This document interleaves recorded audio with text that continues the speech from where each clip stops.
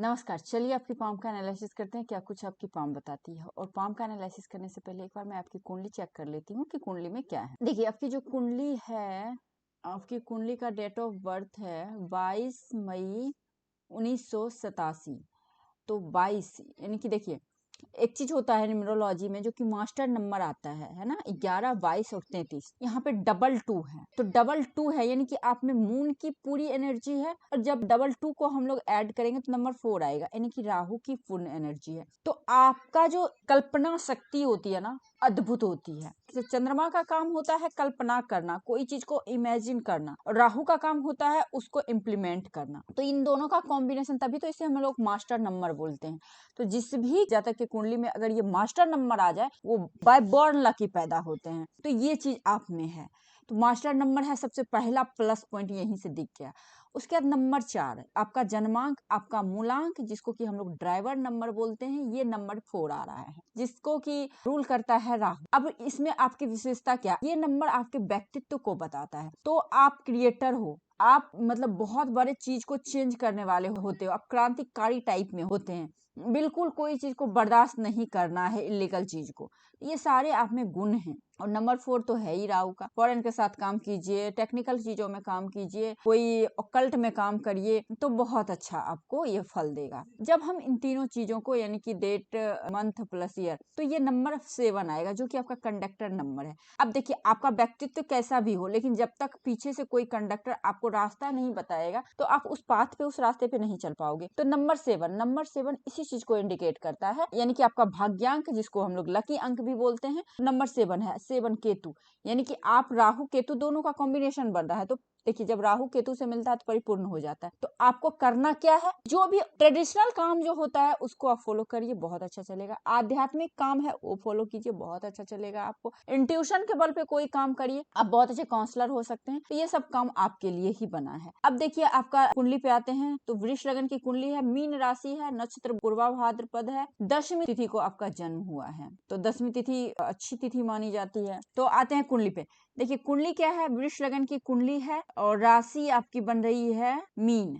वृष लगन की कुंडली में राशि आपकी मीन बन रही है, और लगन और 6 इन दोनों के स्वामी शुक्र बन रहे हैं, जो कि 12th हाउस में है। 12th हाउस में शुक्र अच्छा फल देता है। यहाँ भी इसी तरह का इंडिकेशन है। अगर लगनेश है ना, यानी कि आपका जो स्वामी है, ये खुद आपका व्यक्तित्व है, वो अगर शुक्र चला जाए 12th हाउस में, तो ऐसे लोग अपने जन्मभूमि से दूर रहें तो ज्यादा अच्छा है, अच्छा फल देता है। और पैसे भी कहीं ना कहीं विदेशों से आने के ज्यादा योग बनते हैं। तो होता क्या है ना, कभी कभी हम लोग एमएनसी कंपनी में काम करते हैं, तो एमएनसी जो कंपनी होती है ना, वो मल्टीनेशनल कंपनी बोलते हैं ना उसको, तो वो भी बाहर की कंपनी होती है, विदेश की ही होती है। तो वो भी पैसा अगर हमारे यहाँ आता है तो वो भी यही फल देगा। और 6 हाउस का लॉर्ड बैठा हुआ है यहाँ पे, तो ये विपरीत राजयोग भी बन रहा है, तो ये भी अच्छा है। पढ़ाई किसी और की चीज का करेंगे, लेकिन अर्निंग किसी और चीज से आएगा, ये भी बनता है। सेकेंड हाउस में 3 नंबर है, उसके बाद 5th हाउस में 6 नंबर है। इन दोनों के स्वामी बन रहे हैं बुध। और बुध कहाँ बैठे हुए हैं, आपके वृष राशि में बैठे हुए हैं, लगन में बैठे हुए हैं। वृष राशि में 23 डिग्री के बैठे हुए हैं, बहुत अच्छी अवस्था में है। तो बुद्धि बहुत अच्छी रहती है। ऐसे जाते बुद्धिमान तो होते ही होते, पर बॉर्न बुद्धिमान होते हैं, युवराज के टाइप में होते हैं। मतलब लड़का है तो राजकुमार के समान, लड़की होगी तो राजकुमारी के समान, ठाट फाट रहन सहन, ये सारी चीजें होती है। उसके बाद 3rd हाउस में 4 नंबर है। 4 नंबर के स्वामी चंद्र बन रहे हैं, और चंद्रमा जी बैठे हुए हैं आपके 11th हाउस में। चंद्रमा 11th हाउस में गुरु के साथ एक तो गजकेसरी योग बन रहा है, लेकिन डिग्री वाइज कमजोर है, राहु के साथ है। तो ये अपना बैड फल तो नहीं देगा, लेकिन गुरु राहु का फल तो आपको मिल जाएगा, क्योंकि राहु का डिग्री और इसका डिग्री आसपास है। बट चंद्रमा 0 डिग्री पे है, चंद्र का कोई फल मिलेगा ही नहीं। 0 डिग्री पे कोई भी फल क्या देगा, कुछ भी नहीं देगा। आपका ज्ञान का विस्तार बहुत अच्छा आप कर सकते हैं, काउंसलिंग बहुत अच्छे कर सकते हैं, टीचर, प्रोफेसर, जज बहुत अच्छे बन सकते हैं आप, आध्यात्मिक जगत में बहुत अच्छा कर सकते हैं आप। ये सारे पॉजिटिव। निगेटिव पॉइंट में होता है क्या, कि अगर आपका गुरु चरित्र भी होता है तो कभी कभी कैरेक्टर को लेकर सवाल उठता है, लेकिन इसमें ऐसा नहीं कि आपका ऐसा होना है, क्योंकि आपका बहुत कुछ देखना पड़ता है। अगर लगन में सूर्य है तो ऐसे ही लोग को स्वाभिमान बना देता है, तो ऐसा काम तो गलती से भी नहीं करते हैं। उसके बाद आप 4th हाउस के स्वामी सूर्य बैठे हुए हैं आपके लगन में। 4th हाउस के स्वामी जब भी लगन में बैठ जाए, ये सुख सुविधा है। तो यानी कि आप जो भी घर में सुख सुविधाएं लाएंगे वो सब अपने बदौलत लाएंगे, अपने पराक्रम से, अपने साहस से, अपने लगन से, है ना, इस चीज को बता रहा है। उसके बाद आइए 7th हाउस, क्योंकि 5th 6 मैंने बोल दिया है, तो 7th हाउस में 8 नंबर है, तो 8 नंबर और यहाँ पे 1 नंबर है ना 1, तो इनके स्वामी बन रहे हैं मंगल। अब देखिए यहाँ पे मंगल क्या है, आपके 12th हाउस के भी स्वामी बन रहे हैं, 8th हाउस के स्वामी बन रहे हैं। जब 8th हाउस के स्वामी अगर यहाँ बैठ जाए तो कभी कभी क्या होता है ना, दिक्कत होती है। क्यों दिक्कत होती है, तो 1 2 3 4 5 6 7 अष्टमेश, 7th हाउस का अष्टम हाउस ये हो गया ना, अष्टम भाव। जब 7th को आप लगन बनाएंगे तो ये 8th हाउस आ जाएगा। 8th हाउस में मंगल, आप साउथ का जब चार्ट पढ़ेंगे तो यहाँ पे मंगल को भी मांगलिक योग बोला गया है। तो कभी कभी पार्टनर के लिए हेल्थ वाइज अच्छा नहीं होता है, बट धन बहुत अच्छा आएगा। शादी के बाद धन आना ही आना है ऐसे लोगों को। और कहाँ से आएगा, ये विदेश भाव का स्वामी बैठा हुआ है, तो विदेश से अननोन लोगों से पैसा आना ही आना है। प्रॉपर्टी वगैरह बहुत अच्छी होती है कमाई, बट प्रॉपर्टी वगैरह बहुत अच्छी होती है। उसके बाद 8th हाउस और आपके 11th हाउस के स्वामी कहाँ है, गुरु बन रहे हैं और यहीं पे बैठे हुए हैं, तो इच्छाएं पूरी होगी, सडन धन लाभ, क्योंकि आय का घर है। आय कहाँ से आएगा, ओकल्ट से आएगा।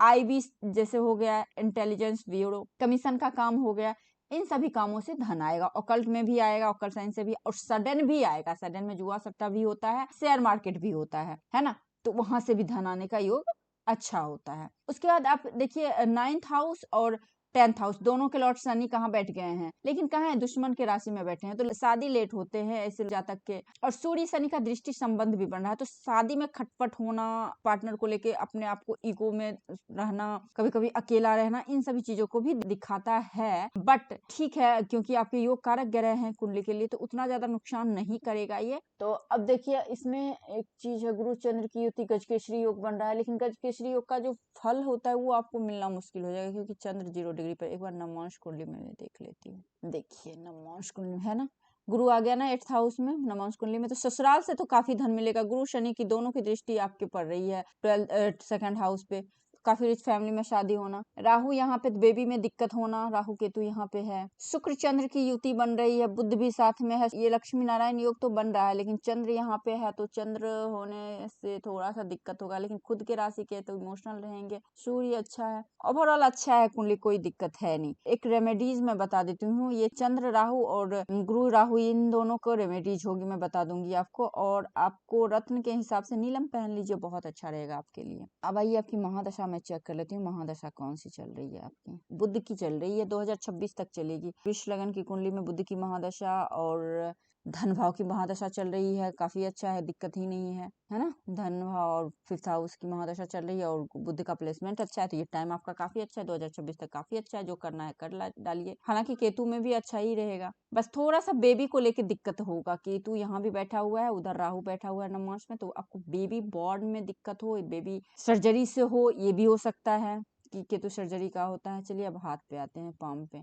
देखिए आपका पाम रेक्टेंगुलर पाम है, इसको फुल्ली स्क्वायरी नहीं बोल सकते, इसको रेक्टेंगुलर बोलेंगे। लेकिन रेक्टेंगुलर पाम होते हुए भी ये मांसल पाम है, यानी कि सारे माउंट अच्छे उभार लिए हुए हैं, तो सारे ग्रह आपके हाथ के अकॉर्डिंग भी काफी अच्छे हैं, बहुत अच्छे ग्रह दिख रहे हैं, तो इसमें कोई दिक्कत है ही नहीं। सारे ग्रहों की एनर्जी आपके हाथ में पर्याप्त मात्रा में अवेलेबल है। अब देखिए पाम और फिंगर को, पाम के कंपेरिजन फिंगरें आपकी शॉर्ट है। देखिए जब भी पाम के कंपेरिजन फिंगर शॉर्ट हो जाती है ना, उसमें भी आपकी रेक्टेंगुलर पाम हो, तो कहीं ना कहीं ये पाम सीधे सीधे बताता है कि ये फायर एलिमेंट का पाम है। और फायर एलिमेंट के पाम में एनर्जेटिक होते हैं ऐसे लोग, बहुत रिस्क टेकिंग क्वालिटी होती है, एनर्जेटिक होते हैं, एडवेंचरर चीजों में बहुत मजा आता है, मतलब खतरों के खिलाड़ी कह सकते हैं आप लोग होते हैं, खतरा लेना बड़ा मजा आता है इन सभी चीजों में। उसके बाद आप देखेंगे तो फिंगर पे देखिए इस तरह से लाइन है, तो रिश्तेदारों से ज्यादा नहीं बनती है, कम सम बनती है, सो रहता है, बट मिलनसार हैं आप, एडजस्टेबल हैं, कहीं कोई दिक्कत नहीं है। नोट्स आपका क्लियर ज्यादा नहीं है, तो धन को बचाने में असमर्थ हो जाना, कभी कभी अपनी बातों को मतलब रखना नहीं। और उसके बाद देखिए आपके गुरु की फिंगर और सूर्य की फिंगर, गुरु की फिंगर की सेटिंग अप है आपकी, तो दाम्पत्य जीवन अच्छा रहता है। उसके बाद सूर्य की फिंगर की लेंथ आपकी लगभग बराबर है, तो बैलेंस है। स्वाभिमान और आत्मसम्मान में आत्मसम्मान, महत्वाकांक्षा, इन सभी चीजों में बैलेंस होना अच्छी बात है, काफी ज्यादा बैलेंस है। तो बृहस्पति का फिंगर जब अच्छा हो, जुपिटर का फिंगर, तो ऐसे ज्यादा आध्यात्मिक होते हैं, काउंसलिंग बहुत अच्छा से करते हैं, हायर एजुकेशन को लेते हैं, महत्वाकांक्षी होते हैं, दाम्पत्य जीवन, बच्चे का सुख अच्छा मिलता है। उसके बाद शनि की फिंगर देखिए, शनि की फिंगर की लेंथ अच्छी है आपकी, और शनि की फिंगर की लेंथ अच्छी ही नहीं है कि कुछ ज्यादा ही बड़ी हो गई है। यहाँ पे अकेला रहना आपको पसंद आता है, या फिर किसी ना किसी वजह से अकेले आप हो ही जाते हैं।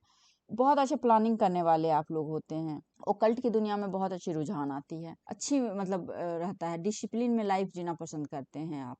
इमोशनल बहुत ज़्यादा होते हैं, और निगेटिव थिंकिंग, हाँ ये सब चीज़ तो पॉजिटिव पॉजिटिव है। अगर जरा सा भी निगेटिव आपके अंदर में थॉट्स आता है, तो ये इतना बड़ा निगेटिविटी के ओर चले जाएंगे कि आप सोच भी नहीं सकते हैं। तो ये थोड़ा निगेटिव है आपका। उसके बाद सूर्य, सूर्य की फिंगर अच्छी है, मान सम्मान स्वाभिमान के साथ जहाँ भी रहेंगे, क्रिएटिव होते हैं ऐसे जाता है। बुध की फिंगर काफी अच्छी है, कम्युनिकेशन स्किल आपका बहुत अच्छा है, जिसको चाहेंगे उसको कन्विंस कर लेंगे, जिस प्रकार से चाहेंगे उस प्रकार से। काफी अट्रैक्टिव भी होते हैं, आपका बॉडी लैंग्वेज वगैरह काफी अट्रैक्टिव होता है, सब अच्छा रहता है। उसके बाद थंब, देखिए थंब आपका स्ट्रांग है। जब भी थंब स्ट्रांग हो जाता है ना, जो एक बार डिसीजन ले लेते हैं चेंज नहीं करते हैं कभी अपना डिसीजन में। हमेशा 90% टाइम आप सही होते हैं, क्योंकि थंब जब स्ट्रांग होता है तो डिसीजन मेकिंग पावर बहुत अच्छी होती है, जो कि आपका है। उसके बाद यहाँ पे थंब स्ट्रांग भी है और जिद्दी भी है, आप एडजस्ट नहीं करते हैं कहीं भी जल्दी, अपने माहौल में अपने अकॉर्डिंग एडजस्ट करना जानते हैं। उसके बाद यहाँ पे बुधाइज है, जो कि सिक्स सेंस एक्टिव होता है। मल्टी मिलीनियर साइन में सिक्स साइन, तो ये भी है। सबसे प्लस इसका पॉइंट है सिक्स सेंस एक्टिव होता है। अगर सिक्स सेंस एक्टिव होता है, इसको आप अगर चाहते हैं लाइफ में यूज करना,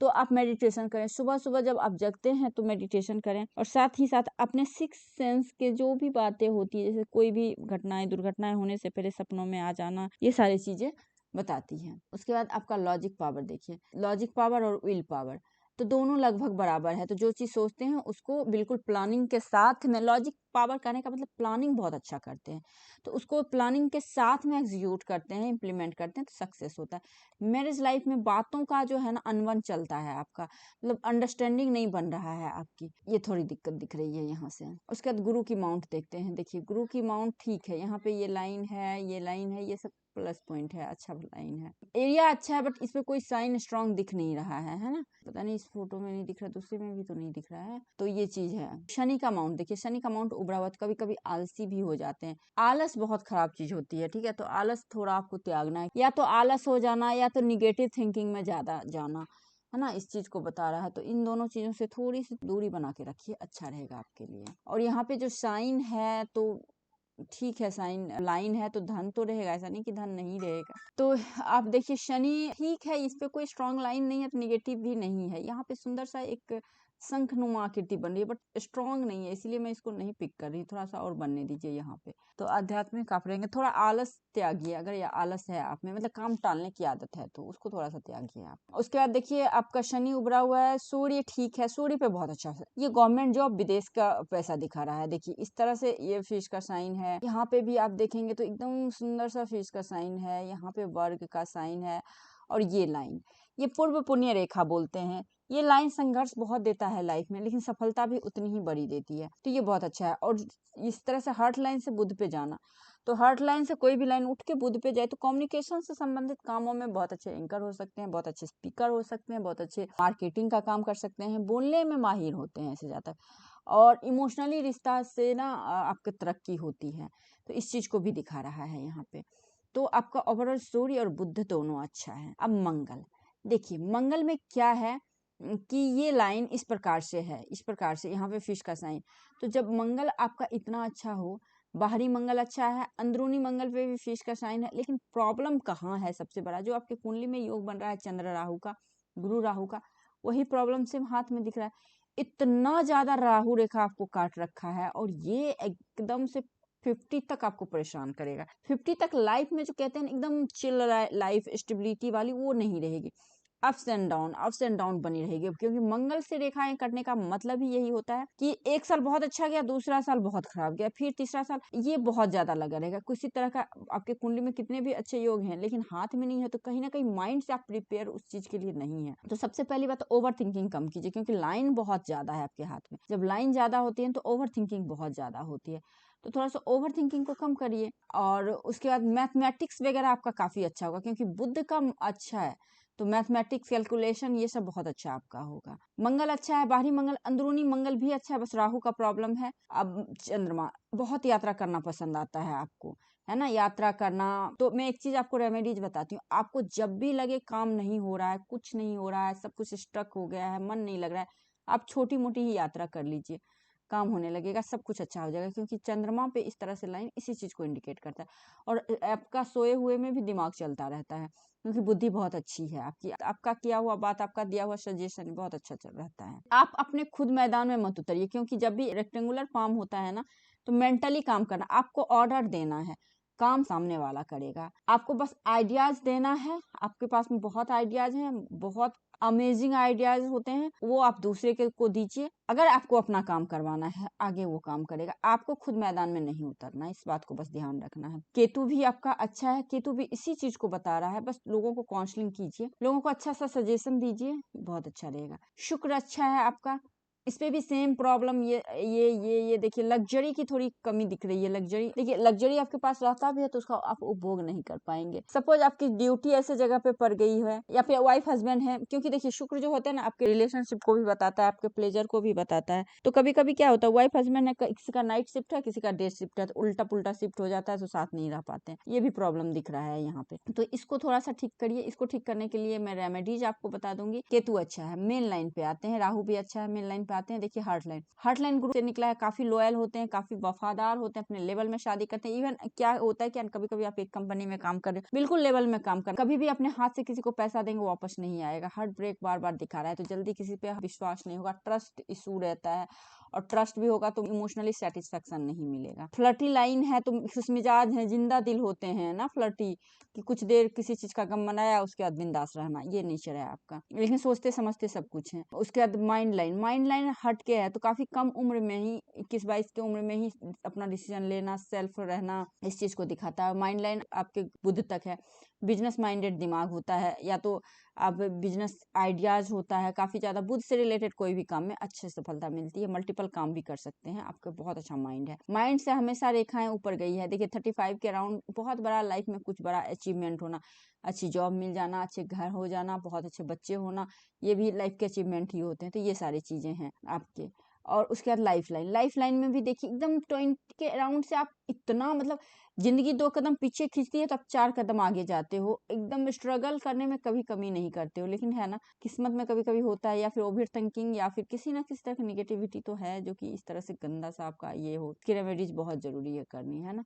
उसके बाद लाइफ लाइन देखिए, आप विदेश जाएंगे, बिल्कुल जाइए, कमाइए, लेकिन लास्ट टाइम में रिटायरमेंट के बाद 60 के बाद अपने घर ही वापस आइएगा। अगर आप घर से अपने बर्थ प्लेस से कोई काम कर रहे हैं तो बेस्ट है। फॉरेन से रिलेटेड काम घर बैठे करिए, एमएनसी में कर लीजिए, ऑनलाइन काम कर लीजिए, कोशिश करिए अवॉइड कीजिए थोड़ा फॉरेन जाने का। हालांकि आपका पूर्ण योग है, लेकिन जाएंगे तो वहां पे कोई परमानेंट रहने की व्यवस्था मत कीजिएगा, घूम फिर के आ जाइएगा, या फिर कुछ दिन के लिए, या फिर प्रॉपर्टी भी लिया है तो ठीक है आप, बट ओल्ड एज में आप आएंगे ही आएंगे, ये माइंड बना के जाइएगा, तभी आपका ये सक्सेस होगा। लक लाइन भी है, चंद्रमाउंट से बिल्कुल पैसा आएगा आफ्टर मैरिज के बाद। आफ्टर मैरिज बहुत अच्छी रहती है, ऐसे लोगों की आफ्टर मैरिज अच्छी सक्सेस मिलती है, क्योंकि दो दो आपका लक लाइन है, और एक तो यहीं तक है हालांकि, लेकिन दूसरा लक लाइन चला गया है ना, तो कोई दिक्कत नहीं, लक का साथ मिलेगा आपको आफ्टर मैरिज। तो आई थिंक मैंने आपके दिल का पूरा विश्लेषण कर दिया। इसका लाइन्स, रेखाएं, चिन्ह सवाल रहेंगे तो आप मेरे से पूछ सकते हैं। आपके हाथ में बहुत लाइन है तो बहुत सारे चिन्ह बन जाती हैं, जो एकदम उभर के आया है उसी चिन्ह को ली हूँ मैं।